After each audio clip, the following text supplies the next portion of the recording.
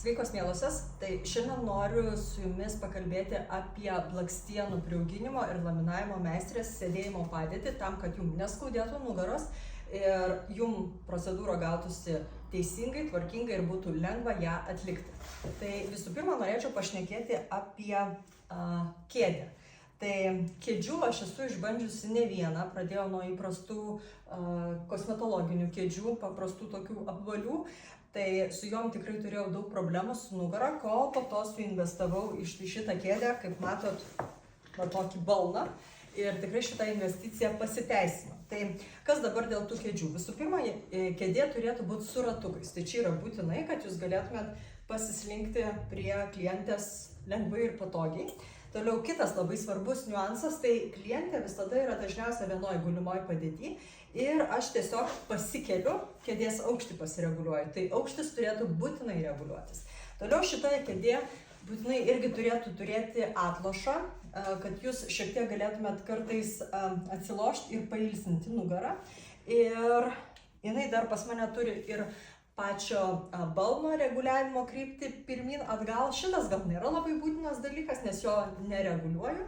Ir, iš esmės kaip ir viskas, kas dėl kėdžių, bet šita kėdė tikrai buvo gana brangi investicija, bet man atsipirko. Kitas niuansas, tai jūs turėtumėte sėdėti irgi ne ant pačio galiuko, kaip bažnyčioje ar ne susilenkus, bet patogiai iki pat kėdės galo ir netgi lengvai atsilošus, kad jūsų sėdėjimo padėtis būtų nugara lengva ir atpalaiduota. Taip, tai toliau pašnekėkim gal apie klientę jau. Tai klientė turėtų būti tikrai pakankamai arti jūsų. Pakilkite šiek tiek aukščiau pas mane. Taip, kad galva ir dar aukščiau gali laisvai. Va taip, galva turi baigtis ties pagalvėlės ir lovos pabaiga. Kad jums nereikėtų lenktis, nes tada jums kentės vidurinė nugaros dalis, tai galva turėtų va taip tvarkingai ir pasibaigti. Toliau kitas niuansas, klientės smakro padėtis. Neturi būti per žemai, nes jūs irgi susilenksit ir kentės pečių juosta. Ir neturi būti va taip atlošta, nes ir pačiai klientai visą procedūrą bus nepatogu gulėti. Ir jūsų rankos bus maždaug tokioj, traumuosis riešai. Persilenks, jums irgi bus nepatogu dirbti. Toliau kitas dalykas, tai pas mane yra pagalvėlė ortopedinė, kad klientai būtų patogiau ir ant jos dedu vienkartinę tokią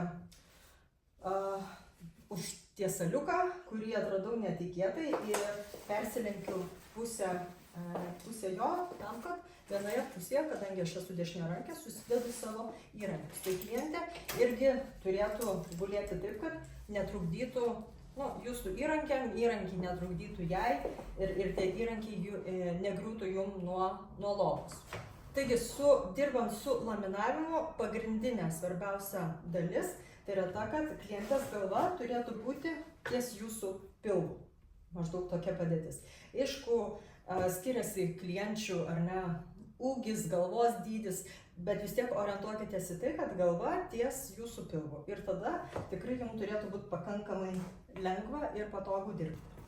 Ir dabar apie priauginimą. Tai čia, galima sakyti, viskas yra priešingai. Tai visų pirma, mano padėtis sėdėjimo turėtų nusileisti. Ir šiuo atveju, iš esmės visais atvejais, klientės galva turi būti ties mano krūtinė. Aš turiu būti žemiau. Jeigu klientės yra, sakykime, galva didesnė, tai aš galiu šiek tiek aukščiau pasikelti. Jeigu dar, sakykime, smulkesnė, dar netgi labiau nusileisti. Tai šiuo atveju padėtis man tokia yra patogi. Toliau kitas dalykas. Pas jūs turi būti čia pakankamai vietos, kad jūsų rankos lengvai remtųsi į klientės galvą. Jokių būdų nedirbam ore, ar ne? Ir tai irgi susijęs su klientės galva. Jeigu klientės galva per daug išsikišusi, gaunasi, kad jūs dirbat ore ir neturit kur atsiremti ir kabo jūsų rankos. Kad dar galėčiau pasakyti, dar jeigu grįžtume prie kėdžių, tai jokių būdų čia jums netiktų kėdės su porankiais, nes jie čia remtųsi ir neleistų jums palysti su kojom po visą lovą. Tai irgi tokios kėdės jums netinka. Tačiau noriu užbaigiant pasakyti, kad jeigu ir viską tvarkingai darysite, išpildysite visus šituos niuansus, turėkit omeny, kad jeigu dirbsit 80 valandų per dieną, vis tiek galit susidurti su tam tikrom nugaros problemom, tai taip kaip medikai rekomenduoja, bent jau kas maždaug valandą reikėtų atsistoti, pasimankštinti, pakeisti poziciją, pavaikščioti. Tai turėkit omeny, kad tarp klienčių reikėtų pasidaryti bent 15 minučių pertrauką ir tada manau, kad problemų tikrai bus žymiai mažiau.